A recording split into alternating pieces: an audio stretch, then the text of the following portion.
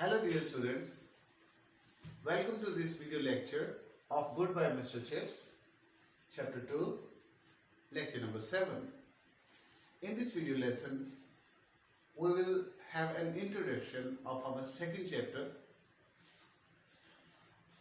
This chapter, like the first one, is very important one, and the information provided here, the incidences given here are very important as far as examination is concerned. First long paragraph on page number 4 is about the building of the Brookfield. We will see where the building is situated,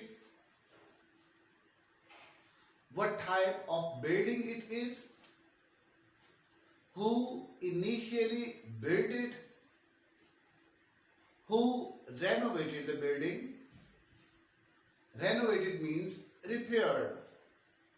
And later we will see who extended the building according to the modern needs. In the same long paragraph, first paragraph, we will also see the status, the rise and fall of Brookfield School. We will see that in some historical periods, Brookfield had been quite popular school with very good performance. But in other historical periods, Brookfield was not very popular, could not produce good results, and its contribution to the society reduced.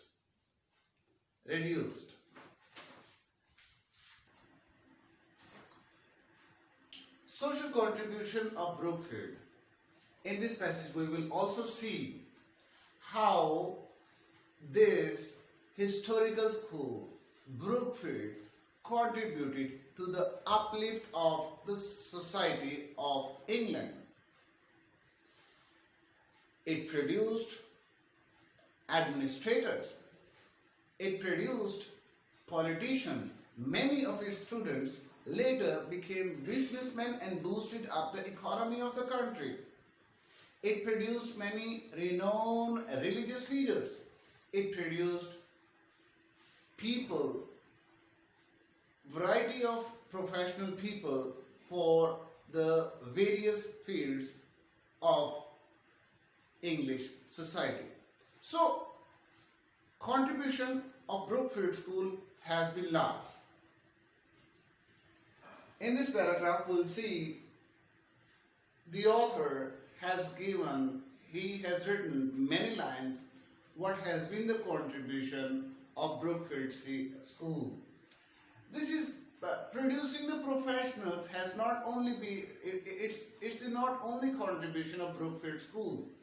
The author tells us that its land, its building was used during war times.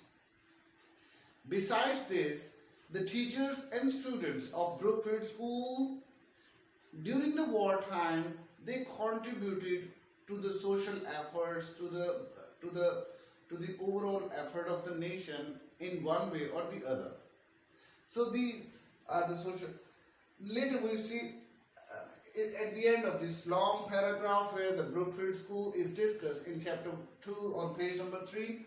The last lines are the comparison of Brookfield School and the other first-ranked schools of England. We need to keep in mind that Brookfield is a second-ranked school, and among the schools who are from B category, Brookfield is a good school of B category, or the word used in the lesson is good school of second rank. It means among the B category schools, Brookfield is a good one. Last two paragraphs are about relationship of Mr. Chips and Brookfield. We come to know that when Mr. Chips joined Brookfield, he was very ambitious, he was very eager, he wanted to grow professionally, he wanted to prove his abilities. He was of the thought that he would do something great in the society in educational field.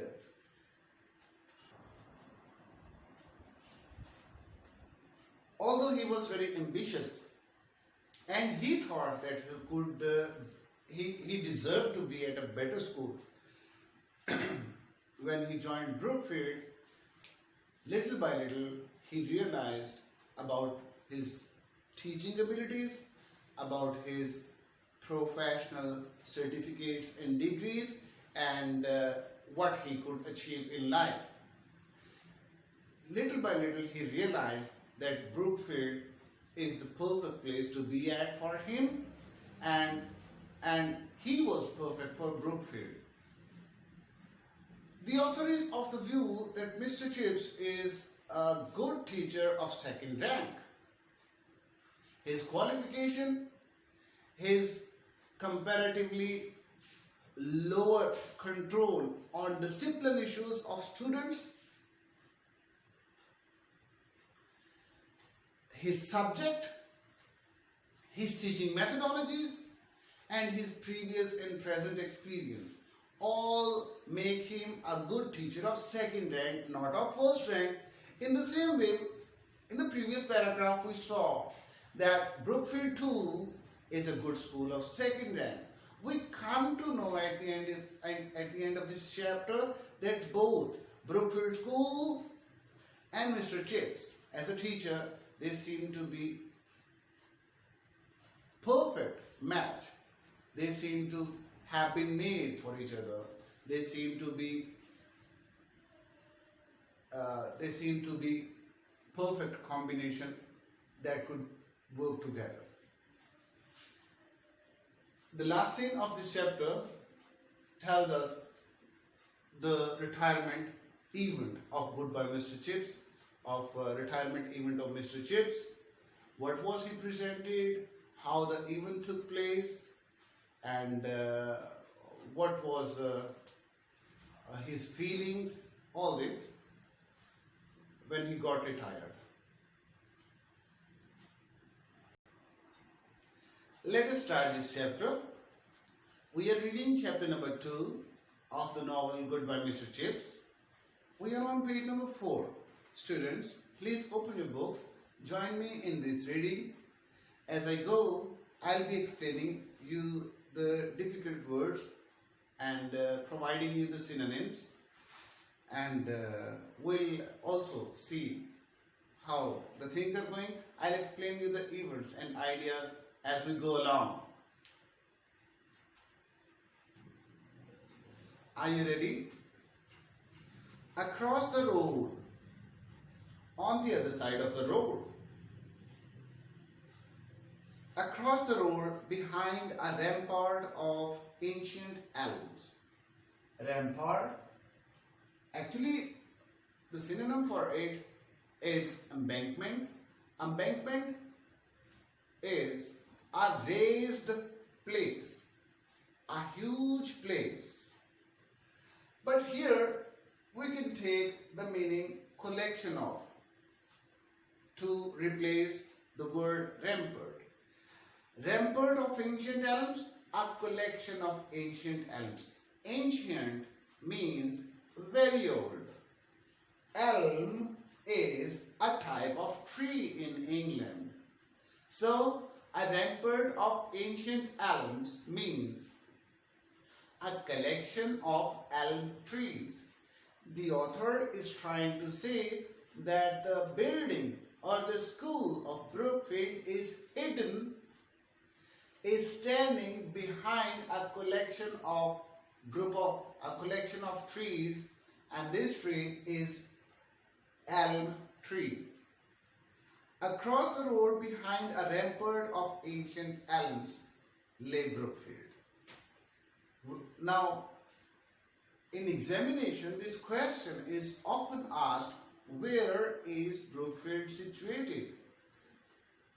There is much information you can provide where the Brookfield is situated, but it is also good to mention that it is situated across the road behind a collection of elm trees.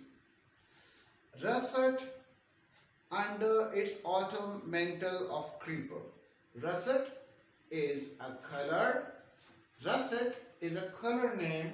It's a reddish brown color.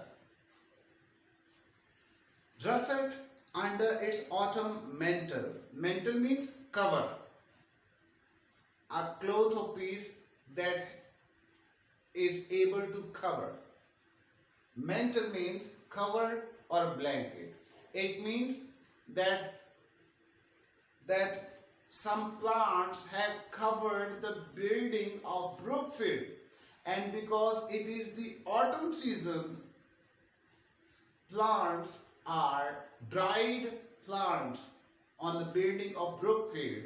They have grown brownish, they are russet, and because of these dried plants, the building of Brookfield looks brown or reddish brown.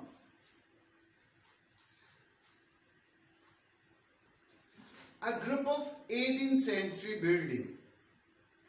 Now, this chunk of sentence, a group of 18th century building, means that the Brookfield building, the building of Brookfield was, or the condition, the face of the building tells clearly that this building was built in 18th century. A group of 18th century building centered upon a quadrangle. Quadrangle means a square space. It means in the middle a square space has been left, and on all four sides there are rooms, there are buildings.